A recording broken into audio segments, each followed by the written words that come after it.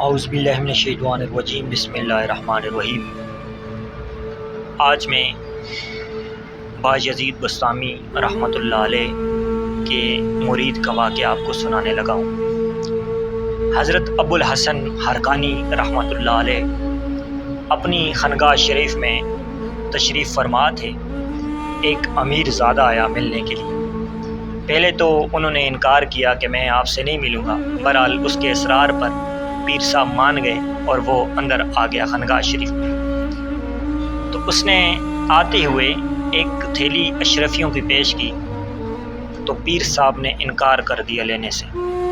بہرحال اس کے کافی اصرار کے بعد پیر صاحب نے کہا کہ یہ میرے حلق سے نیچے نہیں اتر رہی۔ انہوں نے یہ کیسے ہو سکتا ہے، آپ کیوں انکار کر رہے؟ تو ابو الحسن حرقانی رحمۃ اللہ علیہ اپنے مریدوں سے کہا کہ ایک خشک روٹی لے کر آئیں۔ جب وہ خشک روٹی لے کر آئے تو اس کو دی، تو اس نے ایک نوالہ منہ میں جب لیا تو وہ کہہ رہا تھا کہ امیر زادہ کہہ رہا تھا کہ یہ میرے حلق سے نیچے نہیں اتر رہا۔ اس امیر زادے کا آپ کو نام بتاؤں تو وہ محمود غزنوی رحمۃ اللہ علیہ۔ ایسے بادشاہ گزرے، 30 سال انہوں نے 992 سے لے کے 1025 تک 1027 تک انہوں نے حکومت کی۔ 30 سال انہوں نے حکومت کی اور ان کا زمانہ بڑا اچھا رہا۔ 30 سال انہوں نے حکومت کی۔ بعد میں جب وہ پھر ابو الحسن حرقانی رحمۃ اللہ نے ایسی تعلیم کی، ایسی تربیت کی کہ پھر انہوں نے جب وہ آئے تو انہوں نے کہا کہ جی میرا ذہن کہتا ہے، میرا ارادہ ہے کہ سومناتھ کا مندر گرانے کے لیے میرا ارادہ ہے، تو آپ میرے لیے دعا کریں۔ تو ابو الحسن حرقانی رحمۃ اللہ علیہ نے اپنا جبہ مبارک دیا کہ آپ یہ جائیں۔ 16 حملے کر چکا تھا محمود غزنوی، اس کو فتح نہیں حاصل ہوئی۔ تو ابو الحسن حرقانی رحمۃ اللہ علیہ نے کہا تھا کہ جب آپ کو فتح حاصل نہیں ہو تو یہ جبہ مبارک رکھ کر دعا کیجیے گا۔ تو جب جبہ مبارک رکھا تو دعا کی، اللہ اس جبے کے صدقے مجھے فتح دے دے۔ پھر اللہ تعالیٰ نے فتح دے دی۔ جب وہ واپس آئے تو ابو الحسن حرقانی رحمۃ اللہ علیہ کے پاس، تو انہوں نے کہا آپ نے کیا دعا مانگی ہے؟ انہوں نے کہا جی میں نے یہ دعا مانگی ہے کہ اللہ پاک مجھے فتح دے دے، سومناتھ کا مندر میں گرا دوں اور جتنا بھی مال غنیمت ہے وہ میں درویشوں میں بانٹ دوں۔ تو ابو الحسن حرقانی رحمۃ اللہ علیہ نے کہا کہ آپ نے بڑا کم سودا کیا ہے، اگر اس وقت آپ پوری دنیا بھی مانگتے تو اللہ تعالیٰ آپ کو پوری دنیا کی فتوحات دے دیتا۔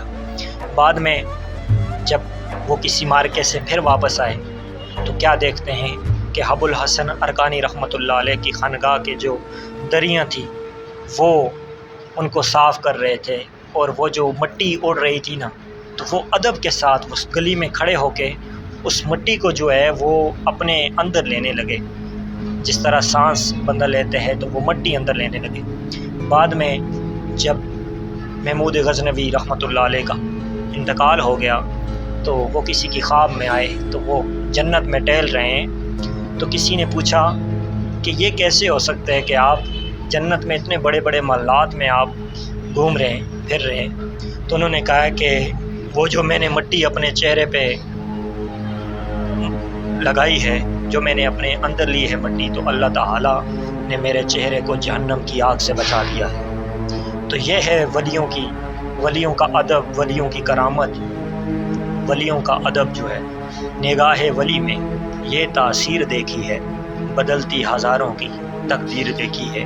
وہ اقبال نے بھی کہا تھا کہ جی جب تک میں مولانا روم کے ساتھ نہیں ملا اس وقت میں کچھ بھی نہیں تھا، جب سے مولانا روم کے ساتھ میں ملا ہوں تو میں اقبال میرے چرچے ہو رہے ہیں کہ اقبال یہ کس کے عشق کا فیض عام ہے، رومی فنا ہوا اور حبشی کو دوام ہے۔